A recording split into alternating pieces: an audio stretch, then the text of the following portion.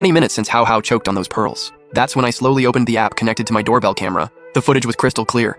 Hao Hao had collapsed on the ground, not moving. Even through the camera, I could see his face turning black. His hands curled up, legs stretched out stiff. Zhang Yaru was desperately calling 911 while dragging Hao Hao toward the elevator. That's when I heard the ambulance sirens downstairs. Hao Hao was only 5, but super bratty. He and some other kids always messed with the elevator. They'd call it from the first floor and press every single button. The paramedics couldn't get up. I saw the property manager post in the group chat, "Please watch your kids and stop them from messing with the elevator." Someone replied, "What's wrong with kids having some fun?" Yeah, kids are residents too. Are they not allowed to use the elevator? Stop discriminating against kids, okay? It's just pressing some buttons. Isn't the elevator public property? Why make such a big deal? In desperation, Zhang Yaru sent several voice messages. "Please stop pressing the buttons. My son is dying." The chat finally went quiet.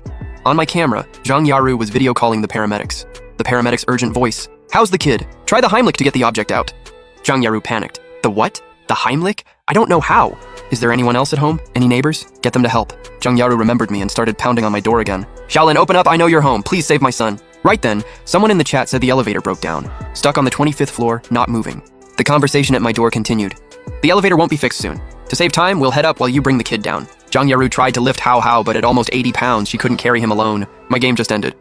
Seeing victory on the screen, I let out a sigh of relief. Timing it right, it was time for the final blow. "I know you've been home. Why didn't you open the door? Why did you let him die?" I covered my scratched face. "Did you knock?" I really didn't hear anything. I was gaming with friends on voice chat. They can all vouch for me. Besides, you're Hao Hao's mom. Your kid's in trouble. Why blame me? She kept going. "I don't care. I'm gonna kill you. You'll pay for my son's life." She lunged at me, but the paramedic on the phone yelled, "Is this the time to fight? We're heading up. Get the kid downstairs now." She let go. "If anything happens to my son, you're dead." Hao Hao was barely moving on the ground.